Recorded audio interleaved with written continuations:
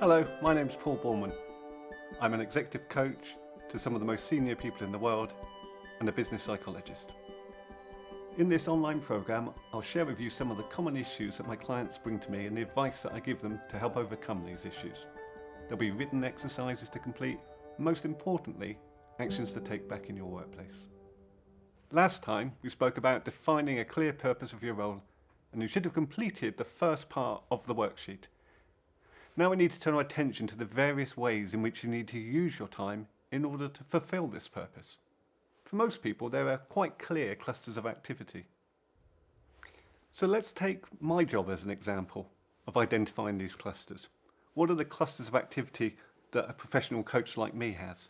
Well, the first one is obviously coaching, actually spending the time with my clients, being helpful to them.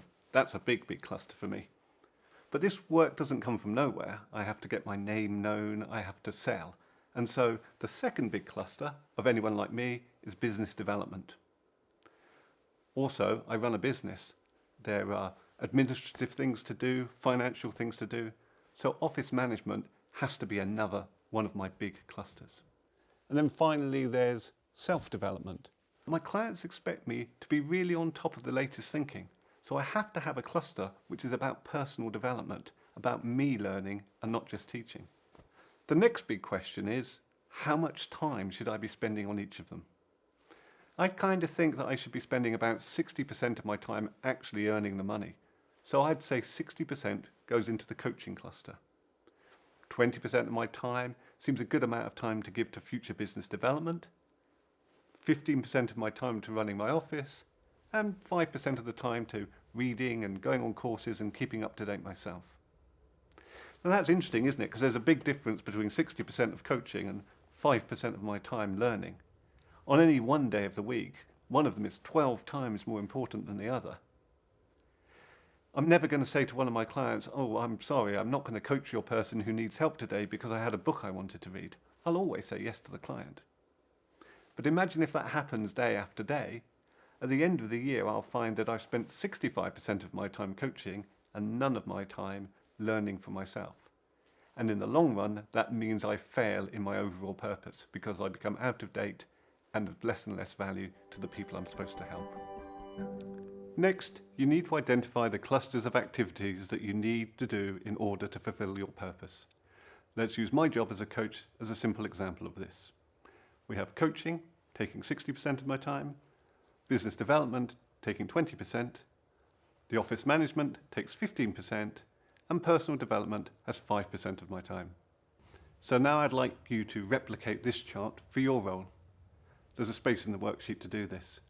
Identify your clusters and then figure out the percentage of time you should be spending on each of these activities in order to fulfill your purpose.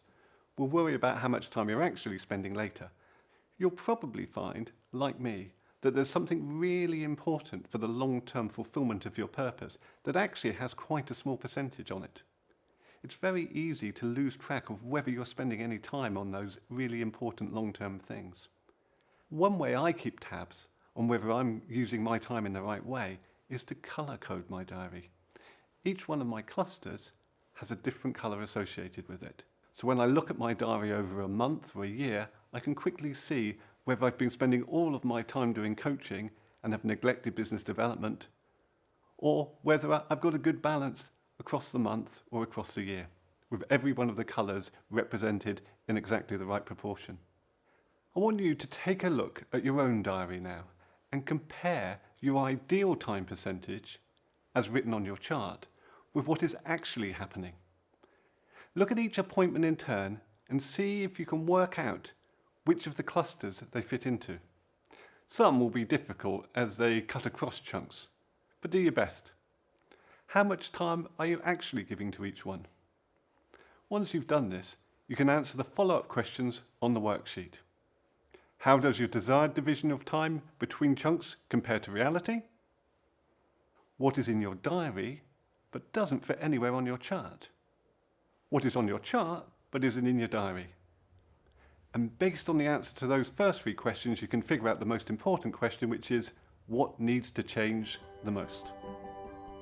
So now you've seen the importance of identifying the clusters of activities that exist within your role, and you can start to allocate ideal percentages of time to them.